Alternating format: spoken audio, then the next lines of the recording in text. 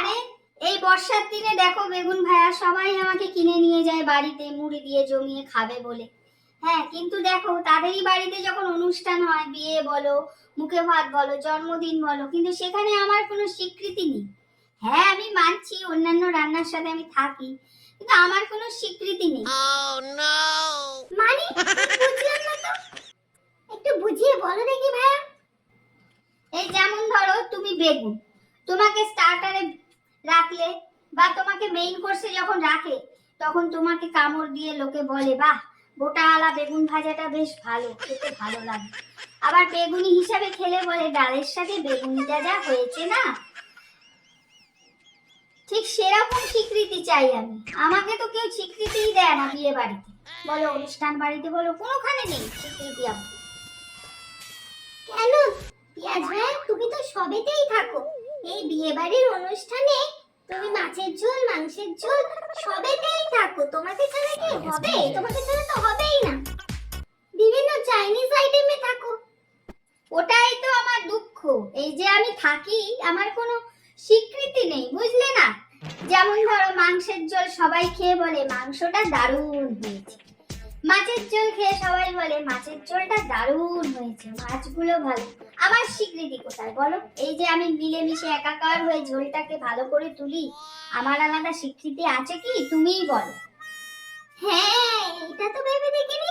ঠিক কথা, ঠিক কথা, একদমই ঠিক কথা। এটার জন্য তো ভাবতে হবে। আরে ওই যে ক্যাপসিকাম ভাইয়া এসে গেছে।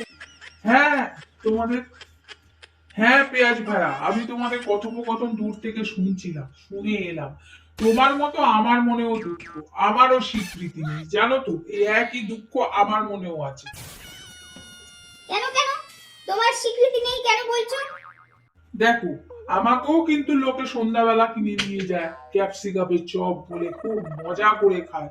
আর মার্কেটে আমার দামটাও কিন্তু অনেক।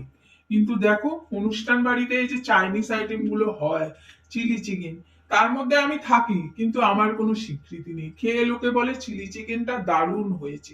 আরে বাবা, আমি যদি ওর মধ্যে না পড়তাম চিলি চিকেনের মধ্যে, তাহলে কি এই ঝোলটা এত টেস্টি হতো? তোমরাই বলো। হ্যাঁ, এটা তো ভেবে দেখিনি। ঠিক ঠিক, তুমিও তো আমার মতো একই পথের পথিক। আমরা দুজনেই একই দুঃখে ভুগছি। হ্যাঁ হ্যাঁ, ঠিক ঠিক, তোমাদের হয়ে তো প্রতিবাদ করার দরকার। আফটার অল আমরা তো কলিগ, আমরা সব একসাথেই তো কাজ করি অনুষ্ঠান বাড়িতে, সবার খিদে মেটাই। তাহলে একটু বলো তো বেগুন ভাইয়া, কি করা যায় এটা নিয়ে?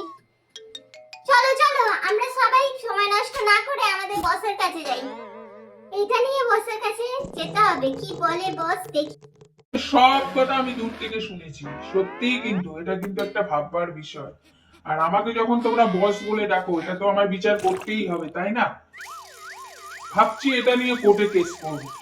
হ্যাঁ, তাই চলো কোর্টেই যাবে, কোর্টেই যাবে। চলো চলো চলো চলো। বিচার চাই, বিচার চাই, বিচার চাই, উই ওয়ান্ট জাস্টিস।